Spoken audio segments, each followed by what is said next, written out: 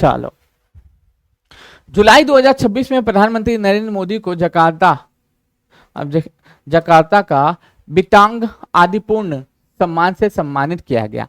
ये किस देश का सर्वोच्च नागरिक सम्मान है? अभी हमने आपको बोला था कल ही कि मोदी जी 3 देशों के दौरे पे निकले हुए हैं, ठीक है। तो सबसे पहले इंडोनेशिया जाते हैं और इंडोनेशिया का ही इनको सर्वोच्च नागरिक सम्मान, जिसका नाम है दोस्तों बितांग आदिपूर्णा, जिसका नाम क्या हो जाएगा दोस्तों? बितांग यत्ना, जिसका नाम हो जाएगा बितांग, याद रख लेना, बिनतांग आदिपूर्णा से सम्मानित किया गया। किसको? हमारे देश के पीएम नरेंद्र मोदी को। किसको दोस्तों? नरेंद्र मोदी को इससे सम्मानित किया गया। नरेंद्र दामोदर मोदी को इससे सम्मानित किया गया। और आपको एक चीज और आपको बता देता हूं, इसकी जो कैपिटल है ना वो अभी जकार्ता है, ठीक है। इंडोनेशिया की जो कैपिटल राजधानी है, इंडोनेशिया की जो कैपिटल अभी राजधानी जो है वो क्या है दोस्तों? ये जकार्ता है। और जो कि कहाँ पे है दोस्तों? बोर्नियो आइलैंड पे है अपना। बोर्नियो जो है बोर्नियो आइलैंड पे है, याद रख लीजिएगा। अभी राजधानी, नई राजधानी जो बनने जा रही है वो क्या है दोस्तों? ईस्ट कालीमंथन होगी। नई राजधानी जो बनने जा रही है, नई राजधानी जो बनेगी इसकी, उसका नाम हो जाएगा ईस्ट कालीमंथन इसकी जो है नई कैपिटल बनेगी। क्योंकि ये जो है ना बोर्नियो आइलैंड जो है डूब रहा है, तो जाहिर सी बात है ईस्ट कालीमंथन इसकी नई कैपिटल बनेगी।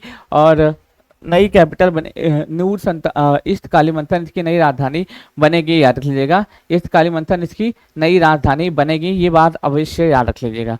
अब कई लोग सोच रहे होंगे सर मोदी जी यहाँ पे गए हैं तो क्या लेके आएंगे? अरे कुछ लेके नहीं आएंगे, व्यापार वाणिज्य बढ़ेगा।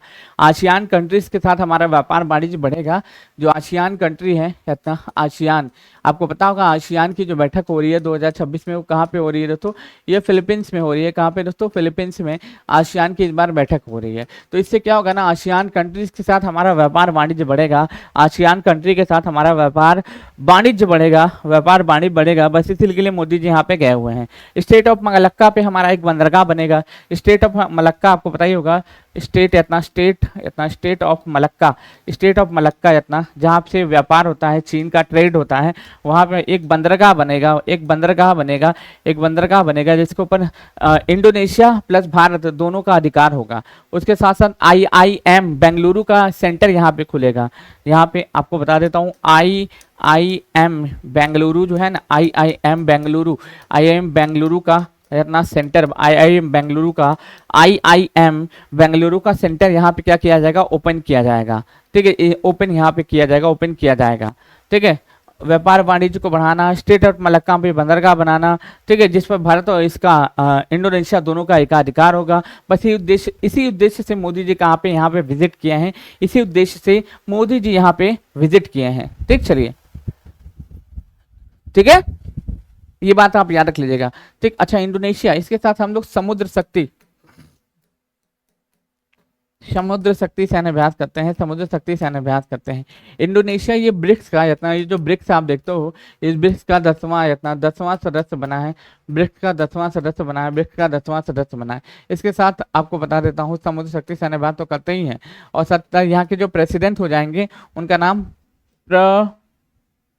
प्रभुवो सुबियांतो हो जाएंगे। 2025 के हमारे गणतंत्र दिवस के क्या थे दोस्तों? मुख्य अतिथि थे। तो इतने कथन आपको याद करने हैं किसके बारे में? इंडोनेशिया के बारे में, ठीक है। चलिए, हाँ बिल्कुल याद रख लीजिएगा, ये जरूरी भी है, ये आपको पता भी होना चाहिए था। अच्छा, कल हम एक क्वेश्चन हम करवा रहे थे बिहार करंट अफेयर्स में, इसको सुधार लीजिएगा केवल, ठीक है। कल हमने एक क्वेश्चन बिहार करंट अफेयर्स में शाम को करवाया है ना, बिहार स्पेशल करंट अफेयर्स लिए थे, ठीक है। तो इसमें एक क्वेश्चन मैंने करवाया था, उसका पहले वाले क्वेश्चन का आंसर जो है ना बांका कर दीजिएगा बस, खाली बस। हमने गलती से कल बहुत स्पीड में चल रहे थे और ध्यान नहीं दिए, ठीक है। ये जो पहला जो क्वेश्चन था, ठीक है, दूसरा नंबर जो क्वेश्चन है, बिहार का पहला परमाणु बिजली घर किस जिले में प्रस्तावित है दोस्तों? तो ये बांका जिले में प्रस्तावित है। और कल हम इसको जो है टिक मार दिए थे, ठीक है, माफी चाहेंगे, हम गलत से टिक मार दिए थे। ये नवादा रजौली में हम कर दिए थे, लेकिन इसका आंसर बांका जिला हो जाएगा। तो बिहार का पहला परमाणु बिजली घर किस जिले में प्रस्तावित है दोस्तों? तो बांका जिले में प्रस्तावित है। कल हम ये मार दिए थे गलती से, इसको बस सुधार लीजिएगा, बाकी कोई दिक्कत नहीं है, ठीक है, बाकी कोई दिक्कत नहीं है, ठीक है। चलिए, जून मंथ का जो करंट अफेयर्स हमने बिहार का कवर करा है ना, उसमें जल्दी जल्दी में स्पीड में हम मार दिए थे, ठीक है, टिक मार दिए थे जल्दी जल्दी स्पीड में, ठीक। चले चले, भारतीय नौसेना में शामिल होने वाला आईएनएस महेंद्रगिरी F-38 किस श्रेणी की युद्धपोत है? ये किस श्रेणी का युद्धपोत है? इतना किस श्रेणी का युद्धपोत है, याद रख लीजिएगा।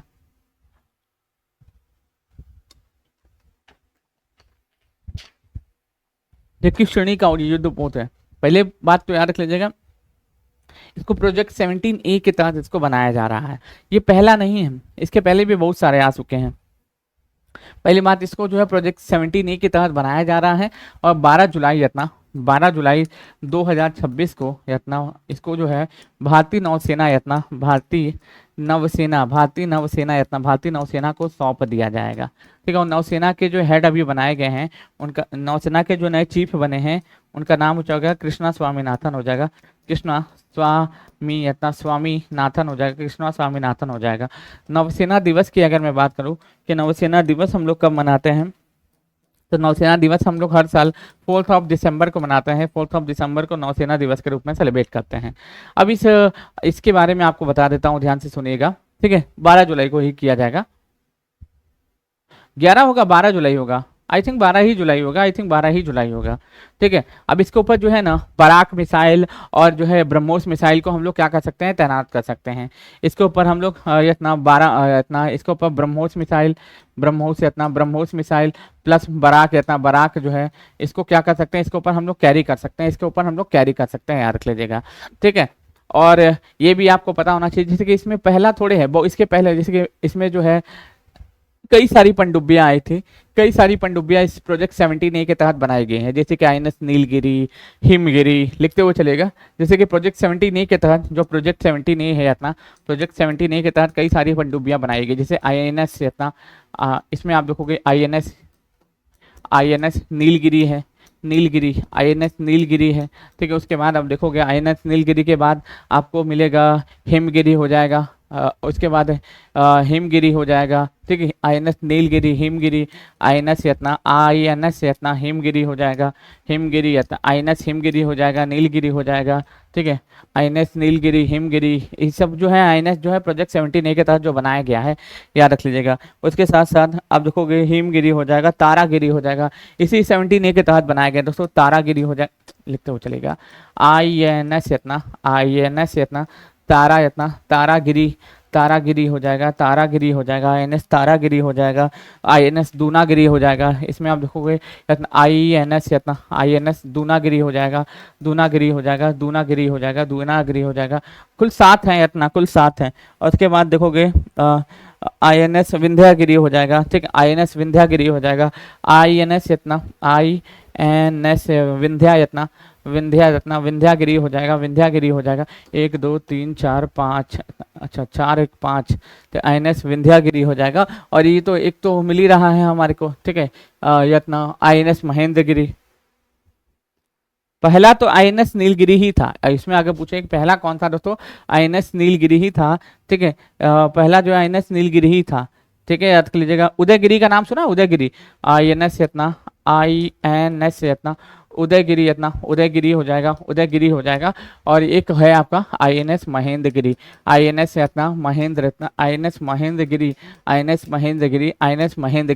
ठीक है। आईएनएस क्या हो जाएगा दोस्तों, महेंद्रगिरी, यानी कि ये प्रोजेक्ट 17A के तहत जो है दोस्तों, ये सारे जो है आपको जो है युद्धपोत बनाए गए हैं, ये आईएनएस बनाए गए हैं, ठीक है। कुल 7 हो चुके हैं, अब इसको लेकर के कुल 7 हो चुके हैं, याद रख लीजिएगा। अब यहाँ पे ये भी पूछ सकता है, ठीक है, हाँ जी। अब इसको बनाया किसने, मझगांव डॉक यार्ड, ने बनाया है, जो मुंबई में है। अब पूछा जा सकता है आईएनएस महेंद्रगिरी को बनाया किसने दोस्तों, तो मझगांव का नाम याद सुना है सभी लोग, मझगांव डॉक यार्ड अपना, dock yard, Mazagon dock yard Mumbai अपना, मुंबई अपना, मुंबई के द्वारा इसको क्या किया गया है, बनाया गया है, जिसका नाम है आईएनएस महेंद्रगिरी, जिसका नाम क्या हो जाएगा दोस्तों, आईएनएस महेंद्रगिरी हो जाएगा, जिसका नाम आईएनएस महेंद्रगिरी हो जाएगा। तो फिलहाल इसका आंसर प्रोजेक्ट 17A हो जाएगा, प्रोजेक्ट 17A के तहत इसको बनाया जा रहा है। तो भारतीय नौसेना में शामिल होने वाला आईएनएस महेंद्रगिरी अब 38 नीलगिरी श्रेणी का पहला उन्नत स्टील फ्रेगेट युद्धपोत है, जो प्रोजेक्ट 17A के कार्यक्रम के तहत Mumbai Mazagon dockyard shipyard building limited के द्वारा स्वदेशी रूप से निर्मित किया गया है। ठीक है, अब इसको पर बराक मिसाइल हो गया, ब्रह्मोस मिसाइल हो गया, इन सभी चीज़ों को क्या किया जा सकता है, तैनात किया जा सकता है, इन सभी चीज़ों को इसके ऊपर तैनात किया जा सकता है। तो जाहिर सी बात है इसी के कारण ये चर्चा में रहेगा।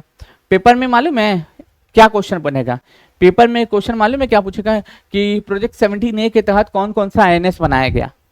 पेपर में क्वेश्चन क्या पूछेगा मालूम है, सीधे क्वेश्चन ये पूछेगा कि प्रोजेक्ट जो है, आप देख सकते हो ये प्रोजेक्ट जो है, प्रोजेक्ट 17A के तहत कौन कौन सा आईएनएस बनाया गया, कौन कौन सा आईएनएस बनाया गया। तो ये 7 हैं। पहला जो था आईएनएस नीलगिरी, फिर आईएनएस हिमगिरी, फिर INS Taragiri, INS Dunagiri, INS Vindhyagiri, INS Udaygiri, और अब अंतिम अब जो है 7वां जो बन रहा है, इसका नाम बना के तैयार हो गया है, जो भारतीय नौसेना को भारत तारीख को सौंपा जाएगा, इसका नाम आईएनएस महेंद्रगिरी हो जाएगा, इसका नाम आईएनएस महेंद्रगिरी हो जाएगा। ठीक, चलिए sir please tick the answer in MCQ Guruji. Tick तो है प्रोजेक्ट 17A के तहत, टिक तो है, टिक तो किया है मेरे भाई, ठीक है टिक तो किया है, अब इससे ज्यादा क्या ही टिक करें हम। सरकारी स्कूल में बुनियादी ढांचे को उन्नत करने के लिए मिशन कायाकल्प किस राज्य सरकार ने शुरू किया है। अब जैसे कि स्कूल में बाथरूम अच्छा नहीं है तो बाथरूम को अच्छा करना, अगर मान लो स्कूल में क्लासरूम अच्छा नहीं है तो क्लासरूम अच्छा करना, वहाँ पे बैठने की व्यवस्था नहीं है तो उसको अच्छा करना, खेलने के लिए ग्राउंड नहीं है उसका जो है दोस्तों उसको अच्छा करना। इसी के लिए दिल्ली सरकार ने मिशन कायाकल्प शुरू किया है। दिल्ली की सीएम रेखा गुप्ता के द्वारा, पहली बात तो ये दिल्ली हो जाएगा, यहाँ पे जो सीएम जो है रेखा गुप्ता द्वारा इसका क्या किया गया है, शुभारंभ किया गया, जिसका नाम है मिशन कायाकल्प, जिसमें सरकारी स्कूलों इतना जो सरकारी स्कूल होंगे, जो भी सरकारी इतना सरकारी जो स्कूल होंगे, सरकारी स्कूल को और थोड़ा सा जो है दोस्तों उसको क्या किया जाएगा दोस्तों, मॉडिफाई किया जाएगा, और वहाँ पे जो भी सुविधाएं छात्रों के पास उपलब्ध नहीं है उनको पूरा किया जाएगा। बस इसी के लिए दिल्ली गवर्नमेंट के द्वारा एक पहल शुरू की गई जिसका नाम है मिशन कायाकल्प।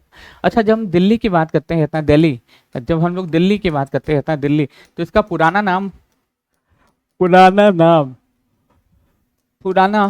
नाम अगर पूछ ले क्या हो जाएगा, इंद्रप्रस्थ हो जाएगा। इंद्रप्रस्थ जो है ना इसका पुराना नाम हो जाएगा, इंद्रप्रस्थ जो है इस दिल्ली का ही पुराना नाम हो जाएगा, दिल्ली का ही पुराना नाम हो जाएगा। दिल्ली में विधानसभा की सीटें अगर पूछ लेगी इतना, दिल्ली में विधानसभा की सीटें यहाँ पे 70 हो जाएंगी, दिल्ली में विधानसभा की सीटें क्या हो जाएंगी, 70 हो जाएंगी। ठीक है, दिल्ली में पूछे कि विधानसभा में सीटें कितनी हो जाएंगी, 70 हो जाएंगी, 70 हो जाएंगी। सरकारी स्कूल को क्या किया जाएगा मेरे भाई, डेवलप किया जाएगा, या फिर इंफ्रास्ट्रक्चर को बिल्ड अच्छा किया जाएगा, इंफ्रास्ट्रक्चर को यहाँ के अच्छा किया जाएगा। इसी के लिए दिल्ली की सरकार के द्वारा एक योजना शुरू की गई जिसका नाम है मिशन कायाकल्प, जिसका नाम क्या हो जाएगा दोस्तों, मिशन कायाकल्प है अपना, मिशन कायाकल्प। ठीक है, उत्तराखंड के बारे में तो आपको पता ही होगा कि उत्तराखंड में जो है राजा जी नेशनल पार्क है, नंदा देवी नेशनल पार्क है, रामगंगा नेशनल पार्क है, फूलों की घाटी है, सब कहाँ पर उत्तराखंड में ही देखने को मिलेगा। अच्छा, मेरा आपसे प्रश्न है, सिंपल तौर पर पूछ रहा हूँ, 700 साल पुराना बनियान ट्री बिहार में कहाँ खोजा गया, बताइए। 700 साल पुराना, ठीक है, बनियान ट्री बिहार में कहाँ, किस जिले में खोजा गया, बताइए तो जरा।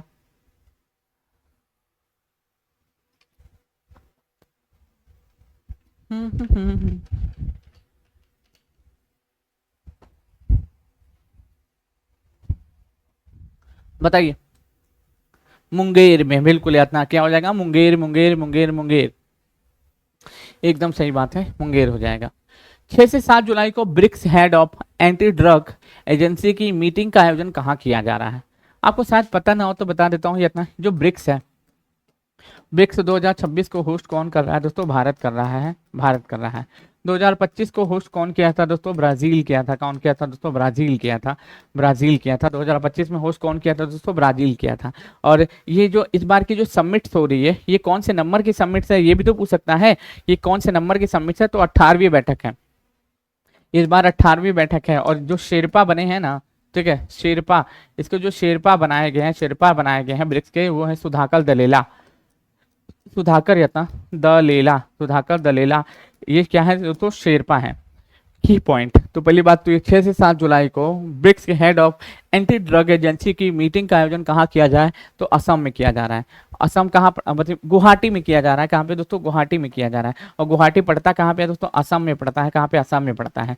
और असम जो है यूनिफॉर्म सिविल कोड को लागू करने वाला ये तीसरा राज्य बन चुका है, तीसरा राज्य बन चुका है, भारत का तीसरा राज्य बन चुका है। आज़ादी के बाद यूनिफॉर्म सिविल कोड को लागू करने वाला ये तीसरा राज्य बन चुका है। कौन दोस्तों, असम। ठीक है, आसाम जो है आज़ादी के बाद तीसरा राज्य बन चुका है, जिसने क्या किया है दोस्तों, इसको इसको क्या किया है दोस्तों, इसको क्या किया गया, लागू किया है।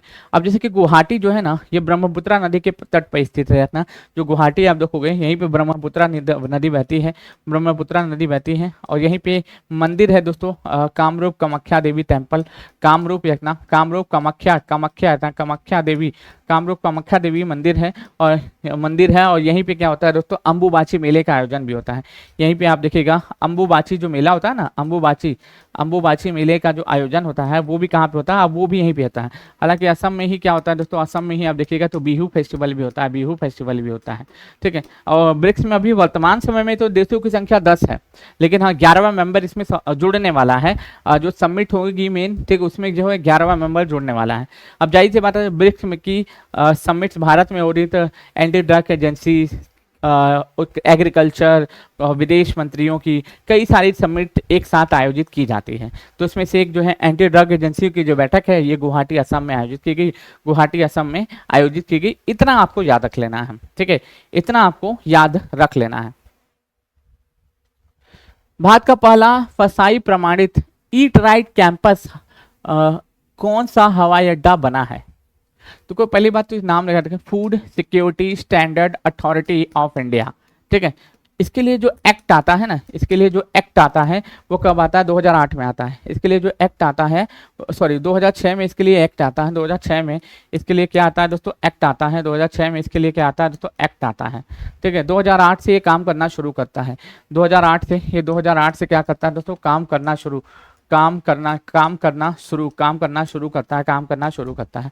हेडक्वार्टर इसका कहाँ पे है दोस्तों, नई दिल्ली में है, नई दिल्ली में है, नई दिल्ली में है, नई दिल्ली में है। मेनली जो है ना पेपर में फिलहाल तो इसका आंसर चौधरी चरण सिंह जो है अंतर्राष्ट्रीय हवाई अड्डा हो जाएगा, जो कि लखनऊ में हो जाएगा।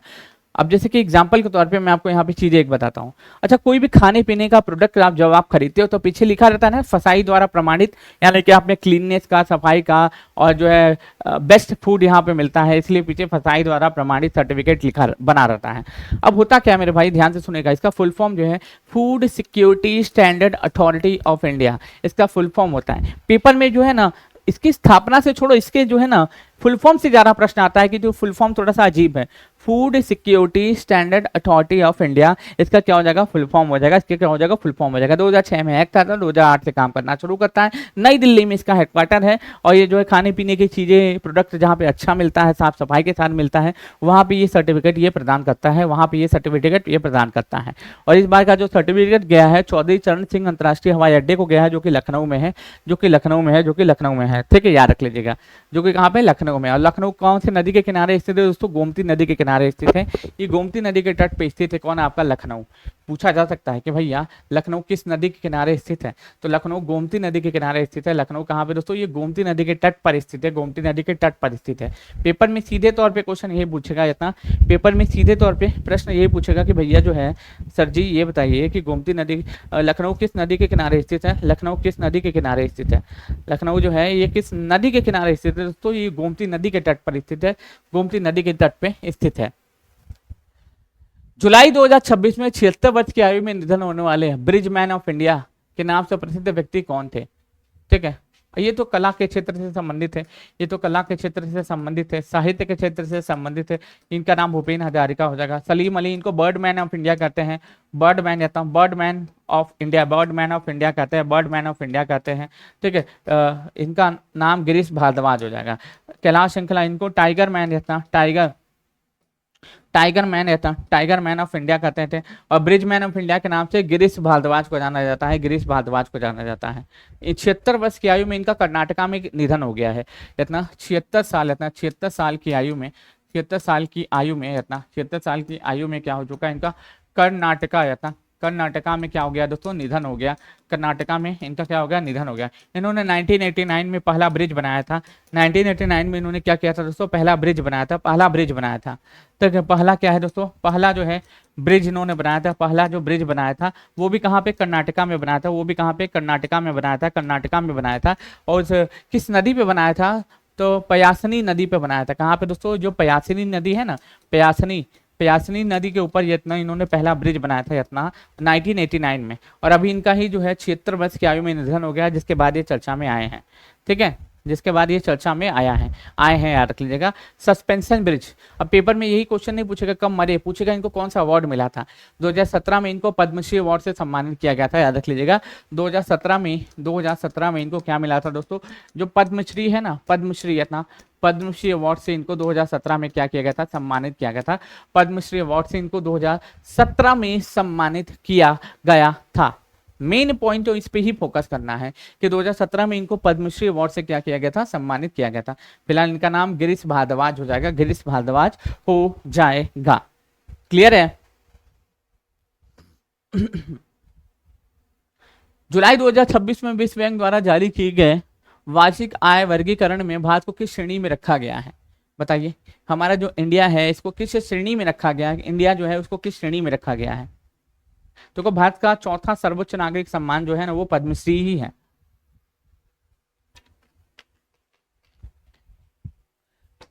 वर्ल्ड बैंक के द्वारा जो रिपोर्ट जारी की गई उसके अनुसार मैं बता रहा हूं, वर्ल्ड बैंक के द्वारा जो अभी रिपोर्ट हाल फिलहाल में जारी की गई है, मैं उसके अनुसार चीजें आपसे पूछ रहा हूँ, उसके अनुसार चीजें आपसे पूछ रहा हूँ। तो कृपया करके गलती मत करिएगा, कृपया करके गलती तो बिल्कुल भी नहीं करना है, जो बात है क्लियर। ठीक है, जुलाई 2026 में विश्व बैंक द्वारा जारी वार्षिक आय वर्गीकरण में भारत को किस श्रेणी में रखा गया है, तो भारत को निम्न मध्यम आय वाली अर्थव्यवस्था में रखा गया है। भारत को निम्न मध्यम आय वाली अर्थव्यवस्था में रखा गया है। ठीक है, याद रख लीजिएगा। जुलाई 2026 में विश्व बैंक द्वारा जारी नए वार्षिक वर्गीकरण के अनुसार भारत को निम्न मध्यम आय वाली अर्थव्यवस्था में रखा गया है। इस वर्गीकरण में विश्व बैंक प्रति व्यक्ति आय का उपयोग करता है। नवीनतम रिपोर्ट के अनुसार भारत में प्रति व्यक्ति आय लगभग 2760 है डॉलर है, 2760 डॉलर है। अभी 2760 को आपको ना 2760 को आपको 94 से क्या कर देना है, मल्टीप्लाई कर देना है।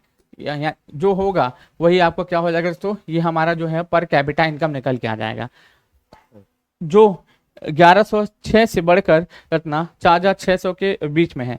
देखो जो प्रति व्यक्ति आय लगभग 2760 डॉलर है, और इसे निम्न मध्यम आय वर्ग में 1176 से 4000 यत्ना 635 के बीच है। मतलब ये वर्ल्ड बैंक का एक पैमाना है कि जो 1176 से 4635 के बीच का डॉलर जो कमाता है, जो व्यक्ति इतना कमाता है, इतने से इतने के बीच में कमाता है, उसको निम्न मध्यम आय वर्ग वाली अर्थव्यवस्था में शामिल किया जाता है। तो कितना आ रहा है बताइए तो जरा, 2760 डॉलर को 94 से मल्टीप्लाई करने पे कितना आ रहा है बताइए। 2760 डॉलर को अगर 94 से मल्टीप्लाई करेंगे तो कितना आ रहा है बताइए सभी लोग। 2760 सभी लोग बताइए तो जरा, 2760 सभी लोग बताइएगा, गलती नहीं करिएगा, कोई गलती नहीं करेगा। हम निकालने नहीं बैठे, हम आपसे ही पूछ रहे हैं इतना। अरे भाई 94 से मल्टीप्लाई करना है, सिंपल। इसको क्या करना है, 2760 जो है इसको 94 से मल्टीप्लाई करना है, 94 से मल्टीप्लाई करना है। अब 4 का इससे मल्टीप्लाई करेंगे 0 ही आ जाएगा, 4 पंजे 20, 4 छंग 24 आ जाएगा, 4 आ जाएगा 2, फिर उसके बाद इतना 7 चौक 28 और 2 30 का 0 आ जाएगा, हाथ में आएगा 3, फिर एकदम 4 दूने के 8, इतना 8 3 11 हो जाएगा। फिर उसके बाद जो है 0 कम 0 सॉरी यहाँ पे उसके बाद देखोगे एक टिक मारेंगे, फिर उसके बाद 9 का मल्टीप्लाई करेंगे 0, 9 पूरे 42, 9 छक्का 54 का 4, हाथ में आया 5, 9 तेरे 27 और 5 क्या हो जाएगा 42 का 2, हाथ में आया 4। ठीक है, और इसके बाद इतना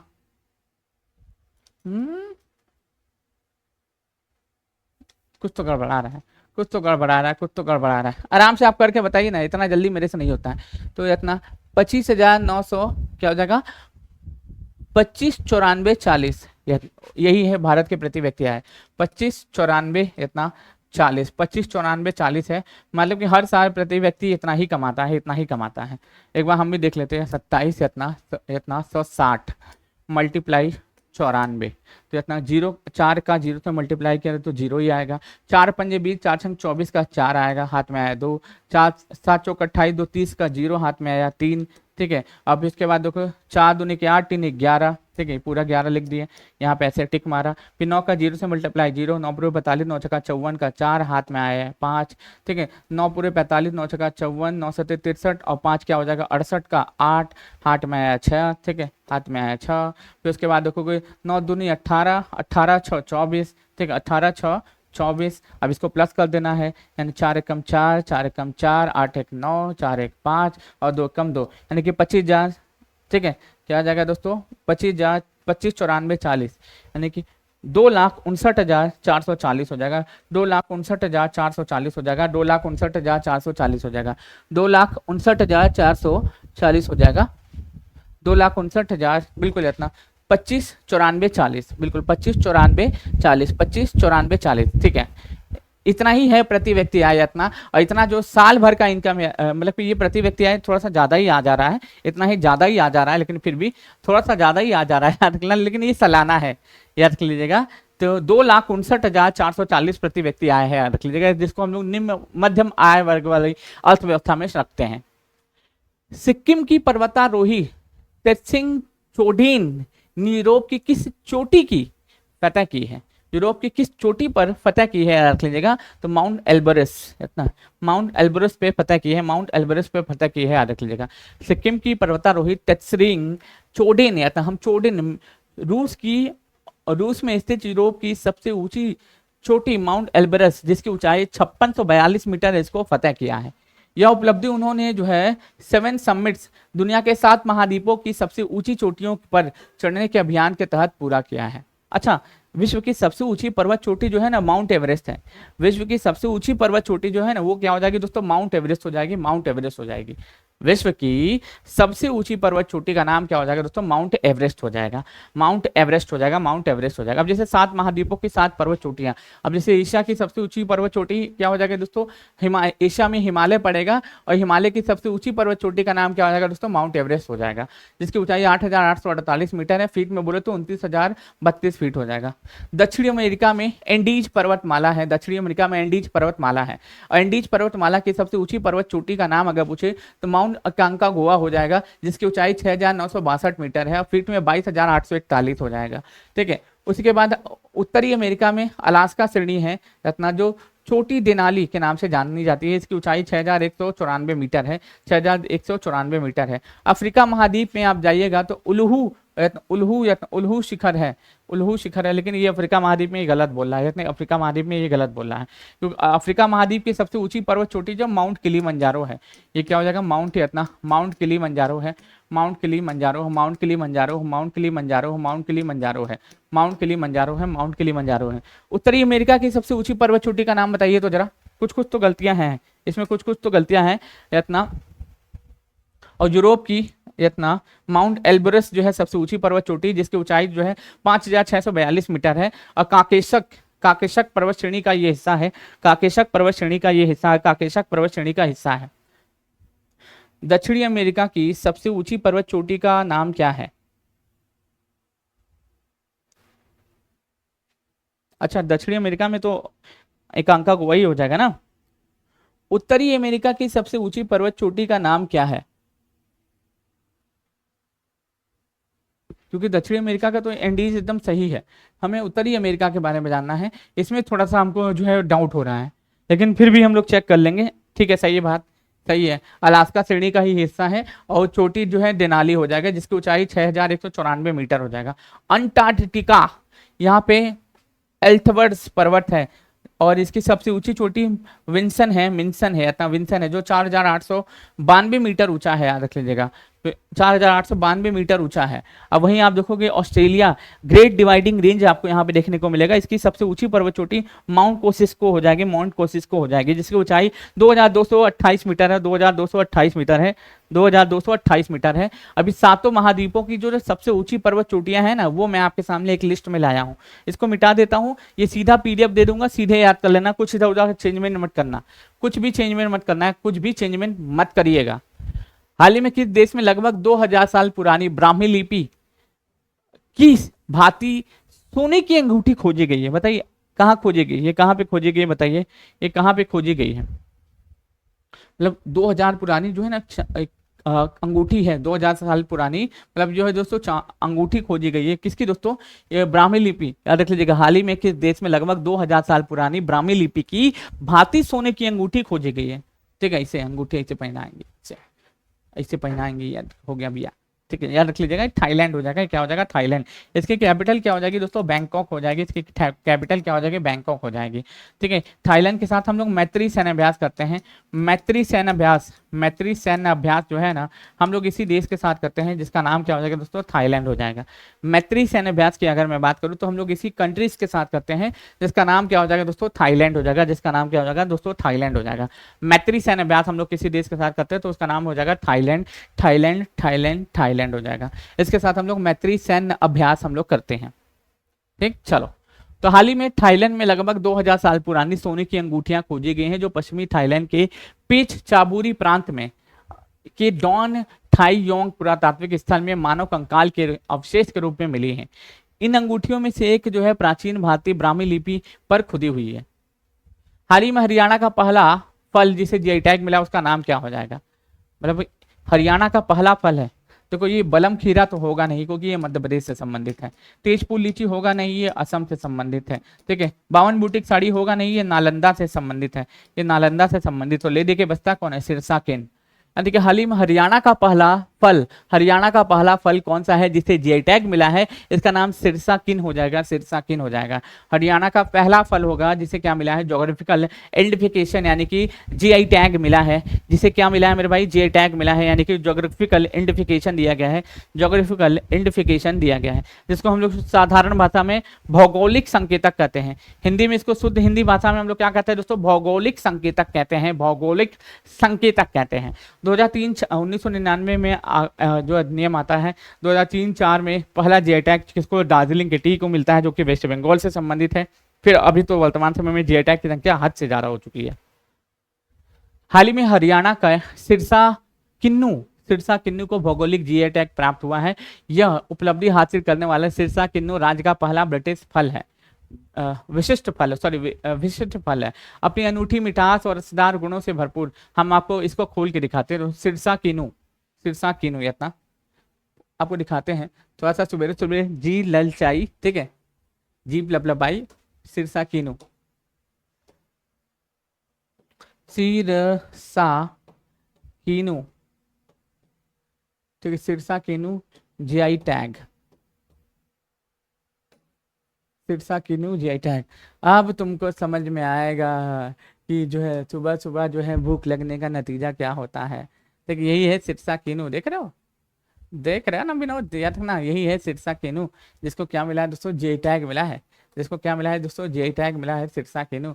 मन तो कर रहा होगा बस जाके बस खाली इसे खा ले तुरंत, है कि नहीं? तुरंत एकदम जाए सुबह सुबह खा ले, इतना सवेरे सवेरे खा ले, भुक्कड़ इंसान। ठीक है, सिरसा किन्नू हरियाणा का पहला फल है जिसे क्या मिला है दोस्तों? जीआई टैग मिला है, जिसको हमको क्या मिला है? जीआई टैग प्रदान किया गया है, ज्योग्राफिकल आइडेंटिफिकेशन प्रदान किया गया है। ठीक है, चलो। हाल ही में गुजरात के पहले हवा से भरे यत्न रबड़ बांध किस देश के तकनीक से बनाए जा रहे हैं? किस देश की तकनीक से बनाए जा रहे हैं? पहले बात तो ये बात आप जरूर से याद रख लीजिएगा इसके बारे में। ये जो गुब्बारा है ना, ये गुब्बारा मालूम है हवा से बना, मतलब ये जो ऐसा इस तरीके से इसको जो है ना, इस तरीके से गोल गोल सा इसको फुला करके पानी को रोक दिया जाता है, पानी को रोक दिया जाता है, पानी को रोक दिया जाता है। ठीक है, पानी को ऐसे रोक दिया जाता है। इस तरीके से इसकी संरचना आपको देखने को मिलेगी, इस तरीके से इसकी संरचना आपको देखने को मिलेगी। तो हाल ही में गुजरात के पहले हवा से भरे इन्फ्लेटेबल रखना रबर बांध किस देश के तकनीक से बनाए जा रहे हैं? ये साउथ कोरिया का जो तकनीक है ना, ये साउथ कोरिया की तकनीक से ही इसको बनाया जा रहा है। तो याद रख लीजिएगा, गुजरात में हवा से भरे इनफेडेबल बांध दक्षिण कोरिया इतना दक्षिण कोरिया के ब्लेडर टेक्निक से बनाया जा रहा है, ब्लेडर टेक्निक से बनाए जा रहे हैं। ये छोटा उदयपुर नदी पर, राजवासाना डैम के ऊपर, ताप्ती नदी के अंबिका नदी पर, पखवाड़ी रबर डैम के जिलों में बनाए जा रहे हैं। ठीक है, इसका पिक्चर्स मैं आपको दिखाता हूँ, याद रख लीजिएगा। हवा से बना इतना, इसका नाम जो है हवा से भरे इतना डैम, हवा के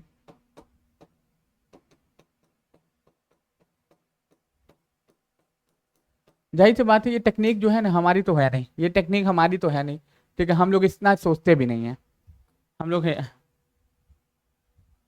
इसमें पिक्चर्स नहीं दिया हुआ है भाई, इसमें पिक्चर्स नहीं दिया हुआ है। ठीक है, इसमें पिक्चर्स नहीं दिया हुआ है, इसमें पिक्चर्स नहीं दिया हुआ है। रुक जाइए, मैं पिक्चर्स लगाया था क्योंकि पिक्चर्स देखना आपके लिए बहुत जरूरी है, क्योंकि एक नज़र आपको आइडिया मिलेगा ना हमारे भाई। ठीक है, एक नज़र आपको एक आइडिया मिलेगा, जिससे आपको क्या होगा, इसका फायदा समझ में आएगा एग्जाम में। एक नज़र में आपको इसका फायदा मिलेगा, जिसका फायदा आपको एग्जाम में समझ में आएगा, जिसका फायदा आपको एग्जाम में समझ में आएगा। कभी कभी कुछ कुछ चीज़ों का इमेज मुझे लगा देना चाहिए, कभी कभी कुछ कुछ चीज़ों का इमेज मुझे लगा देना चाहिए, कभी कभी कुछ चीज़ों का इमेज हमको लगा देना चाहिए, कभी कभी कुछ चीज़ों का इमेज हमको लगा देना चाहिए, और हम लगाते नहीं हैं। बाद में जो है दोस्तों, हमको इमेज खोजना पड़ता है। आप देख लीजिएगा, तो गुब्बारे से बना डैम जो है, गुब्बारे से बना डैम जो है, आप देख लीजिएगा, गुब्बारे से बना डैम है। फिलहाल तो साउथ कोरिया के टेक्निक से ही इसको लगाया जा रहा है, साउथ कोरिया का जो तकनीक है ना, उसी का इस्तेमाल करके इसको लगाया जा रहा है। ठीक, चलिए, हाल ही में किस देश ने पीस कीपिंग मिशन के लिए 651 इंडियन आर्मी के जवानों को यूएन मेडल से सम्मानित किया है? तो इतना, ये किस देश का हो जाएगा दोस्तों? ये DR कॉन्गो हो जाएगा, इतना ये DR कॉन्गो हो जाएगा। तो हाल ही में डेमोक्रेटिक रिपब्लिक ऑफ कॉन्गो ने संयुक्त राष्ट्र शांति मिशन के तैनात भारतीय सेना के 651 जवानों को यूनाइटेड नेशन मेडल से सम्मानित किया है। मालूम है, ये पेपर में छप सकता है कि कितने जवानों को सम्मानित किया है दोस्तों? 651, या 651 जवानों को सम्मानित किया गया है, 651 जवानों को सम्मानित किया गया, 651 जवानों को क्या किया गया, इसके तहत सम्मानित किया गया है। 651 जवानों को इसके तहत क्या किया गया मेरे भाई? सम्मानित किया गया। 651 जवान जो थे ना, उनको इसके तहत क्या किया गया दोस्तों? सम्मानित किया गया। ये पेपर में आपके सीधे तौर पे प्रश्न बनेगा, सीधे तौर पे आपके पेपर में प्रश्न बनेगा, सीधे तौर पे प्रश्न बनेगा। डेमोक्रेटिक रिपब्लिक ऑफ कॉन्गो ने संयुक्त राष्ट्र शांति मिशन के तैनात भारत के 651 जवानों को यूनाइटेड नेशन मेडल से सम्मानित किया है, यूनाइटेड नेशन मेडल से सम्मानित किया गया है। यह सम्मान उन्हें कीवू प्रांत के साथ स्थायी परिचालन और उनकी उत्कृष्ट व्यावसायिक परिचालन, उत्कृष्टता और संयुक्त राष्ट्र की स्थिरीकरण के द्वारा समर्पित सेवा के लिए प्रदान किया गया है। हमको इतना पंचायत नहीं पढ़ना है, अपने को हमको बस इतना ही याद करना है, अपने को हमको बस इतना ही याद करना है दोस्तों, अपने को हमको, ठीक है, अपने को बस हमको इतना ही याद रखना है मेरे भाई, अपने को हमको बस इतना ही याद रखना है मेरे भाई कि हम क्या करेंगे, हम क्या करेंगे मेरे भाई, कितने लोगों को सम्मानित किया गया, कितने जवानों को सम्मानित किया गया, बस इतना ही आपको याद कर लेना है। ठीक है, चलिए अब थोड़ा सा हम लोग थोड़ा सा सूचकांक तुरंत इसको नोट डाउन करते हुए चलेगा, सभी लोग हमारे साथ इसको नोट डाउन करते हुए चलेंगे, सभी लोग नोट डाउन करते हुए चलेंगे। इसका हो सकेगा तो